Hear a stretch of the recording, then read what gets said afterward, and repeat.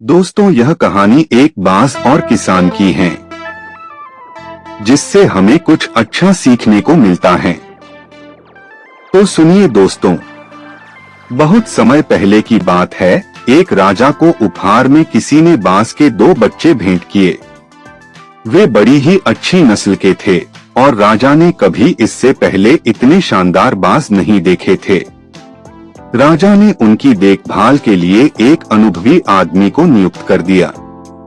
जब कुछ महीने बीत गए तो राजा ने बाजों को देखने का मन बनाया और उस जगह पहुंच गए जहां उन्हें पाला जा रहा था। राजा ने देखा कि दोनों बाज काफी बड़े हो चुके थे और अब पहले से भी शानदार लग रहे थे। राजा ने बाजों की देखभाल कर रहे आदमी से कहा, मैं इनकी उड़ान देखना चाहता हूँ, तुम इन्हें उड़ने का इशारा करो। आदमी ने ऐसा ही किया।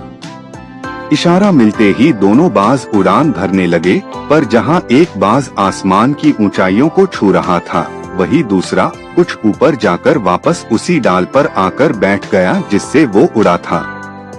ये देख राजा को कुछ अजीब लगा।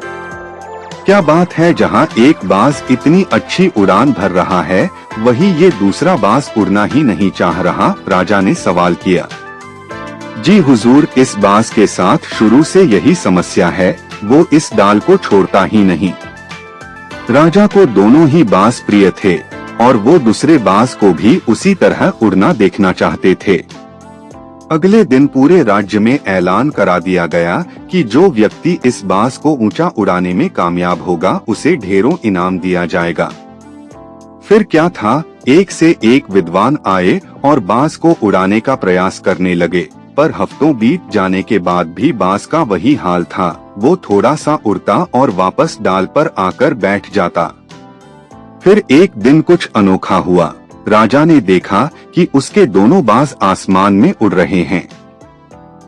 उन्हें अपनी आंखों पर यकीन नहीं हुआ और उन्होंने तुरंत उस व्यक्ति का पता लगाने को कहा जिसने ये कारनामा कर दिखाया था। वह व्यक्ति एक किसान था। अगले दिन वह दरबार में हाजिर हुआ। उसे इनाम में स्वर्ण मुद्राएं भेंट करने के बाद राजा ने कहा, मैं तुमसे बहुत प्रसन्न हूँ। बस तुम इतना बताओ कि जो काम बड़े बड़े विद्वान नहीं कर पाए, वो तुमने कैसे कर दिखाया? मालिक, मैं तो एक साधारण सा किसान हूँ। मैं ज्ञान की ज्यादा बातें नहीं जानता। मैंने तो बस वो डाल काट दी जिस पर बैठने का बाज आदी हो चुका था, और जब वो डाल ही नहीं रही तो वो भी अपने साथी के साथ ऊपर उड़ने लगा। दोस्तों, हम सभी ऊंचा उड़ने के लिए ही बने हैं, लेकिन कई बार हम कुछ बुरी आदतों के इतने आदी हो जाते हैं कि अपनी ऊंची उड़ान भरने की, कुछ बड़ा करने की अपनी काबिलियत को भूल जाते हैं।